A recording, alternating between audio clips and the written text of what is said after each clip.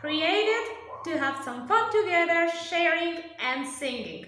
So, join and enjoy. Our love for opera brings us together. Thanks for being with us in this trip. Thank you for joining me today. Today, in our program, in the following episode, this episode of Parlons, today we are going to talk about les contes d'Hoffmann. Alors, aujourd'hui, nous parlons de les contes d'Hoffmann. What can we start by saying? I think that the first thing we can say is to give a couple of minutes to talk about the composer, because the composer of this very famous opera, Jacques Offenbach, opera in French, the name of the composer, Offenbach, does not sound really French.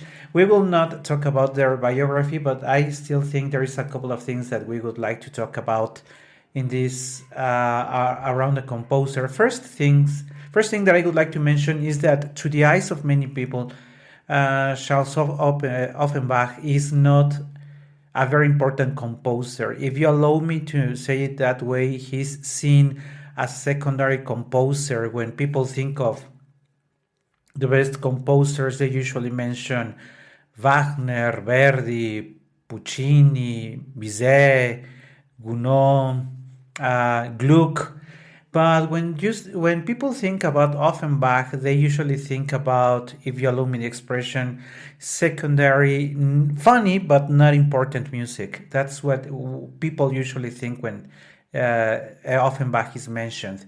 And to many, that could be true, because that would most of his compositions are around that style. The most famous opera he wrote, it's this one, Le Conte of Man, at least the one that has been enduring throughout decades, and it is still a great favorite of the people. Is it fair to say that it is second-class music? Is it fair to say that Offenbach didn't write anything else that was worth to be kept in the memory of people and as a great favorite? I think that is something very personal. People can judge whether they agree or disagree with that. But besides that, his music being seen as secondary, we also need to mention another name that comes around, and it is Le Conte of Man, which means the tales of Hoffmann. So who is Hoffmann? Hoffmann was, in fact, a writer, a poet himself, a German composer, usually written as E.T.A. Hoffmann, the last D.A. Taken from Amadeus, of course, in regards to the great Amadeus Mozart. But going back to Hoffmann, if you have read compositions of Hoffmann, that would be very interesting for you to do, because the ambience that he creates in his stories that are somehow dark, somehow weird, somehow extraordinary, or crazy, if you allow me to use that expression. Whenever you read something written by Hoffmann, there is something that is left in your mind. And so, this opera, Le Conte of Man, takes as the main character the writer himself, Hoffmann.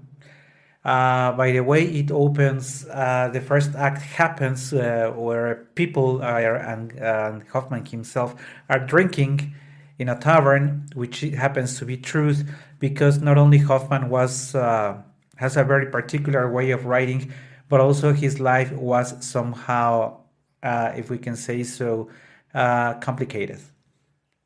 He was known to be, yes, a drunk guy, a people who like to drink a lot. He was known for having had a lot of affairs, for being a violent person himself. So there was something very weird going on in the life of Hoffmann, and it is this Hoffmann that Offenbach takes to portray his most famous composition, the opera Le Conte d'Hoffmann.